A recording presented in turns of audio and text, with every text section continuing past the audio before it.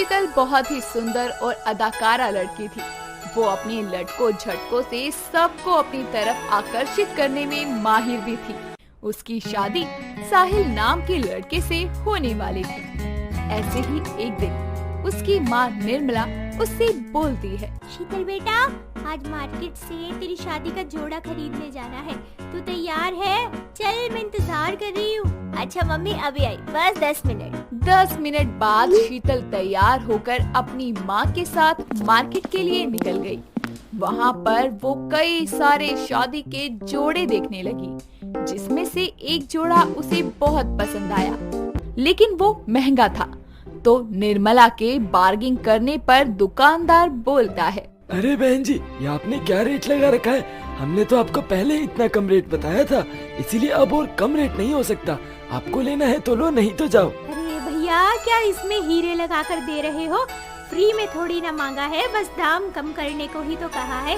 अब जल्दी से दाम कम कर दो, नहीं तो मार्केट में बथेरी दुकानें हैं। शीतल अपनी माँ के साथ वहीं पर ये सारी बातें सुन रही होती है और वो अपने थोड़े लटके झटके दिखाते हुए बोलती है, अरे मेरी प्यारी माँ, आप हटो, मैं बात करती हूँ। देखिए भैया जी, आपको भी ये जोड़ा बेचना है और हमें ये जोड़ा खरीदना है, तभी तो यहाँ आए हैं इतनी दूर से। तो देखिए, ये मोल भाव जरा सोच समझ कर लगाइए, जरा सही सही दाम बताइए। शीतल की बात सुनकर दुकानदार बोलता है, अरे बहन जी, अब आप इतने प्यार से और इतनी मासूमियत से बात करोगी ना, तो मुझे भी सही रेट लगाना ही पड़ेगा। ठीक है, आप अपने बताए रेट पर ही ले जाओ। बहुत बहुत शुक्रिया भैया जी। अगर आप ये जोड़ा सही दाम में ना देते तो मैं अपनी शादी पर अपने पसंद के कपड़े न पहन पाती। अरे कोई बात नहीं बहन, फिर आना जीजा जी के साथ भी। इसी तरह से शीतल सबको अपनी बातों और चेहरे की मासूमियत को दिखाकर अपना काम निकलवा लिया करती। यूं ही दिन बीतते जाते हैं। शीतल की शादी भी हो जाती है। ऐसे ही एक दिन शादी के बाद शीतल की सास कोमल उससे कहने लगी, शीतल बहू, आज शाम को घर पर कुछ लोग आ रहे हैं तुमसे मिलने, क्योंकि वो किसी वजह से शादी में नहीं आ सके थे, तो तुम तैयार रहना। ठीक है माँ जी, तो आज खाने में क्या बनाना है और मैं आज कैसे कपड़े पहन सकती हूँ? खाने में जो तुम्हें लगे सबको पसंद आएगा वही बना लेना। और रही बात पहनने की, तो कुछ भी पहन सकती हो, यहाँ तुम्हें किसी तरह की कोई मनाही नहीं है। माँ जी, वो तो मैं जानती हूँ कि मुझे कोई मनाही नहीं है इस घर में, लेकिन मेरे पूछने का मतलब ये था कि मैं ऐसा कौन सा ड्रेस पहनूं जिसमें मैं बेहद खूबसूरत लगूं। शीतल की बातें सुनकर कोमल हंसने लगती है और हंसते हुए कहती है, अरे बहू, क्यों इतना सोचती हो? तुम तो कुछ भी पहनो अच्छी ही लगोगी ना। सच्ची माँ जी, आप बहुत अच्छी। अपनी सास के मुंह से अपनी तारीफ सुनकर शीतल बड़ी खुश हो जाती है और फिर थोड़ा सा इतराते हुए बोलती है, वैसे माँ जी, मैं जब कभी बाहर जाती थी ना, तब सभी लोग यही कहते थे कि देखो देखो कैसे लहराती हुई, अपने बालों को झटकाती हुई, कमर को मटका मटका कर चल रही है, मार ही डालोगी सबको। सही तो कहते हैं वो लोग, तुम जैसी हो, अच्छी हो, ठीक हो। अब हमें काम पर लग जाना चाहिए, नहीं तो बहुत जल्दी ही शाम हो जाएगी। माँ जी, बातें तो हम कभी भी कर लेंगे, अभी काम कर लेते हैं। इतना कहकर शीतल मटकती हुई ही वहाँ से चली जाती है और दोनों सास बहू अपने अपने कामों में लग जाती हैं।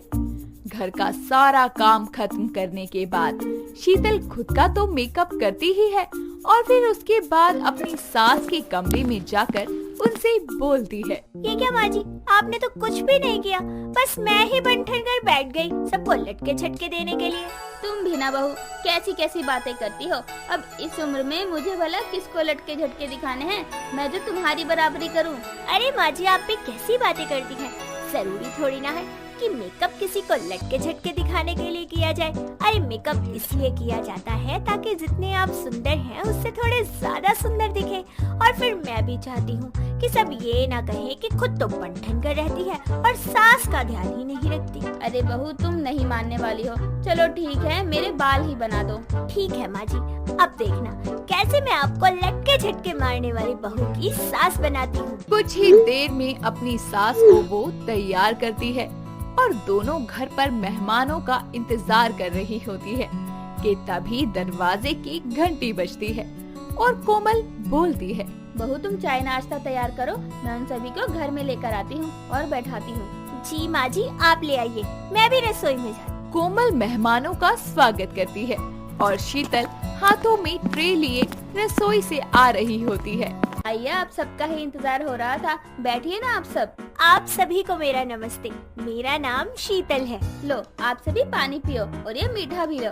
हाँ जी, सभी लीजिए और मीठा भी खाना। मैंने खुद अपने हाथों से बनाया है और खाकर जरूर बताइएगा कि कैसा बना है। और अभी तो आपको खाना भी खाना है, बिना तारीफ के मानूंगी नहीं मैं।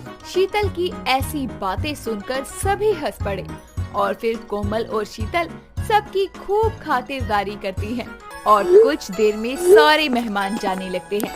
तभी उनमें से एक आंटी दरवाजे पर पहुंचकर कोमल से कहती है, अरे कोमल, तेरी बहू से मिलकर तो बहुत अच्छा लगा हमें। इसका यूँ लहरा कर चलना और चलते वक्त अपने बालों को बार बार यूँ झटकना और बड़े ही प्यार से सबको अपना बना लेना, बहुत ही अच्छा लगा हमें। ऐसे लटके झटके वाली बहू सबको नहीं मिलती। हाँ, बात तो तुम सही कह रही हो, लाखों में एक है मेरी बहू। मैं तो इसको इसी नाम से बुलाती हूँ। बहू, अरे ओ बहू, यहाँ आना तो जरा। हाँ जी माँ जी, आपने बुलाया मुझे? हाँ, ये सब अब जा रही थी तो एक बार फिर से तुझे देखना चाहती थी। हाँ बहू, हमने सोचा कि जाते जाते एक बार तुम्हें फिर से देख लें। अरे आंटी जी, मैं तो मजाक कर रही थी, बस यूं ही। आप तो सच में मेरी तारीफों के पुल बांधने लगे। बस कीजिए, नहीं तो मेरे अंदर गुरूर आ जाएगा। उसकी ये बातें सुनकर फिर से सब हंस पड़ते हैं और फिर वो लोग अपने अपने घर चले जाते हैं। ऐसे ही दिन गुजरते रहते हैं और फिर एक दिन साहिल ऑफिस से घर आकर शीतल को कहता है, शीतल, हमें ऑफिस के काम से कुछ दिनों के लिए मुंबई जाना होगा, तो उसके लिए हमें शॉपिंग भी करनी होगी। कल जब मैं ऑफिस से घर आऊँगा तो तुम पहले ही तैयार रहना। अरे वाह, मुंबई जाने का सपना तो मेरा हमेशा से था। मैं वहाँ जाकर बीच पे जाऊंगी और फिर हम शूटिंग भी देखेंगे। बोलो, लेकर चलोगे ना?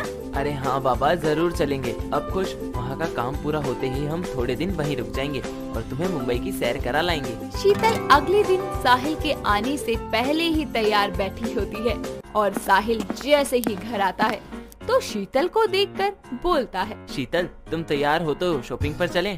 जी मैं तैयार हूँ। ये क्या, तुम ऐसे चलोगी मेरे साथ? एक तो तुम्हारी चाल ऐसी लटके झटके वाली है और ऊपर से तुम इतना बन ठन कर चलोगी तो शॉपिंग में कम और दूसरों से लड़ाई ज्यादा करता हुआ नजर आऊंगा मैं। अरे ऐसा क्यों कह रहे हो? चिंता मत करो, मैं सब से निपट लेती हूँ, वो भी बिना लड़े। इतना बोलकर वो लोग शॉपिंग पर चले जाते हैं और हर बार की तरह इस बार भी शीतल अपने लटके झटके दिखाती हुई शॉपिंग करने लगती है और उसको कोई तकलीफ नहीं होती। फिर वो लोग कुछ ही दिनों में मुंबई घूमने भी जाते हैं।